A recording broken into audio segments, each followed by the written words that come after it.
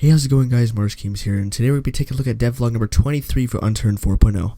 For this devlog, Nelson came out with a video which is about 5.5 minutes, as well as the written video technically under it. Here, as you can see, there's a bunch of pictures and everything explaining what he talks about in the video. So because the video covers everything that's written, I'm kind of torn on which to show you, so I'm just going to show you important parts from the video clip and then kind of talk about them and give you my opinion on some of the new changes. Hello! Today we've got a quick video about some of the item and weapon changes. One of the things that I couldn't really show off in the text post, which if you're interested there's a lot more details in that, is now the animations for reloading are back. And the reason this came a little bit later is that I wanted to change the way that they're created and the way that they work together.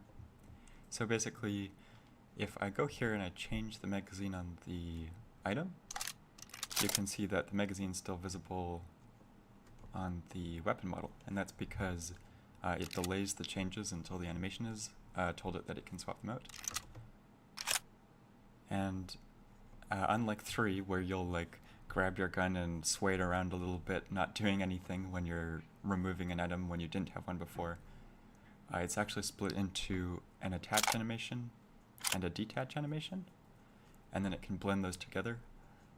And in some cases it might make sense to have a dedicated reload animation when you're detaching and attaching, which is how it was last year when I was working on this. But in general, the system works a lot better than it used to when I did the first iteration, and I'm pretty happy with it. So from this clip, Nelson shows us how the new reload animation has been implemented into this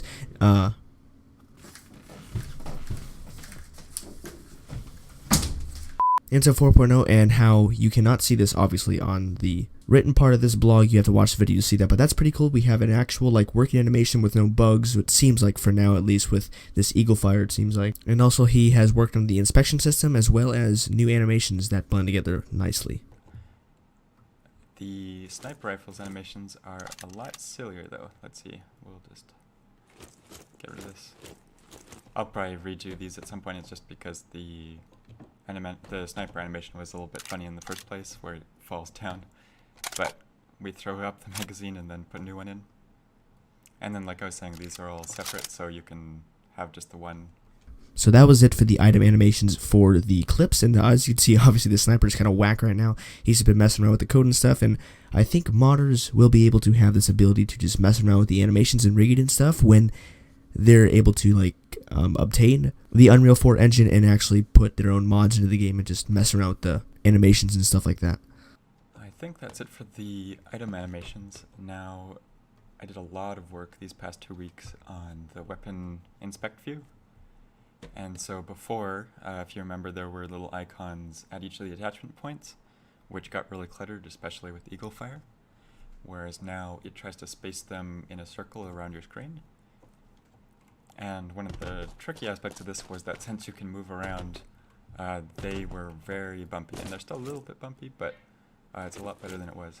Well, I think you can hear Jasper in the background there.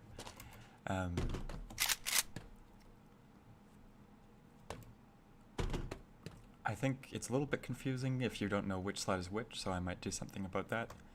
But also now it doesn't show the child items or attached items in the icon, so it's a little bit easier to tell what you've got in each slot. And actually here you can see the small magazine. So from that small clip, he showed us the new attachments menu, I guess you could say, where you can put all your scopes on, your attachments, your lasers, your lights, your ammo boxes, your stuff like that, your stocks, your extra barrels, and possibly something that we have been told to make, like rangefinders or something like that. And yes, it can seem confusing to the new players, but please don't be like Fortnite, cater to the new players. Just have it as is. I feel like Nelson should keep it as it is right now, and people can learn the game as they play it, just like Unturned 3.0. One other, there was more changes than just in the gameplay log, but I figured for that I would just put those. But so now you can have these item classes that are just the pure data of the item, but when you drag those into the world, you get the item, interactable item like that, which makes it easy to, actually we'll spawn a few more. And you can actually use this like if you're making a map and you want to have some sort of scenario, so you have like the gun tilted or something, which also is good for showing off that now the attachments contribute to the physics, which didn't happen in 3 either. So, I mean, that's a fairly simple change, but I think it also makes it a lot easier to pick it up.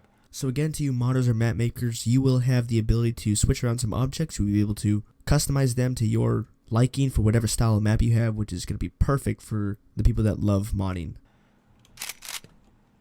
Let's see, so now we can use the new screen here. Oh, I gotta pick it up first.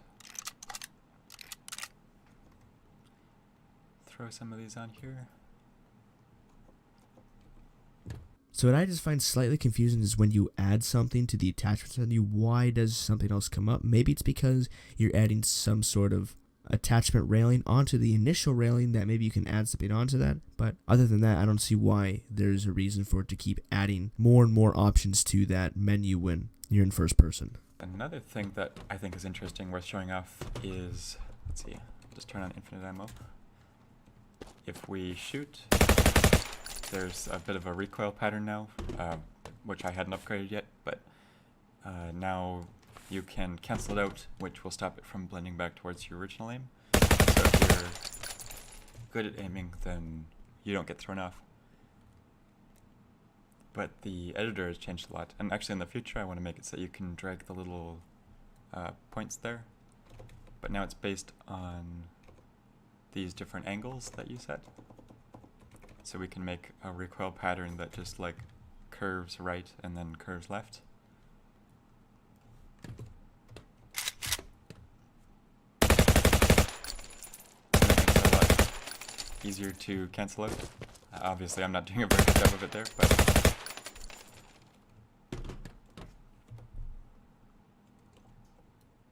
I think that covers essentially everything. There's a few other miscellaneous changes. I'm sure there'll be more coherent videos about this than mine, but I'm looking forward to devlog number 24. That should have a lot more changes, but it'll probably be mid-July. Thanks for tuning in. I'll catch you next one. Bye-bye. Now this update to this devlog intrigues me in a way that modders are going to have such the incredible ability to customize to the extent of possibly changing the recoil pattern of a specific gun that they're modding. And maybe in the future there's going to be an option where you can have multiple different patterns for maybe a different attachment you have or how much weight's on the gun, meaning like if you have a scope, a stock, and all that stuff. And maybe the certain type of clothes you wear might affect how much recoil you have or a certain type of pattern. And that is it for the video portion. If you want to just check out the written portion, you can. It's literally just the video written except without the animations and stuff like that. And there is a little bit of text on here saying next. It's looking like the next update to 3 will be on June 21st. That's the date. Put it on your calendar. Quite a few tasks have stacked up on the to-do list, and for that. As such, devlog 24 should be coming sometime mid-July. Mid-July. When is 4.0 going to come out? We've been literally waiting 2 years. Gameplay change list. Usually for 3, I write the log as changes are made, but for this case, I went to the comment history gathering the gameplay related changes, and there's a ton of changes here. I really don't want to read all this. You guys can read all this. I'm going to leave this here for 10 seconds. Just pause the video if you want, and then you can just read it.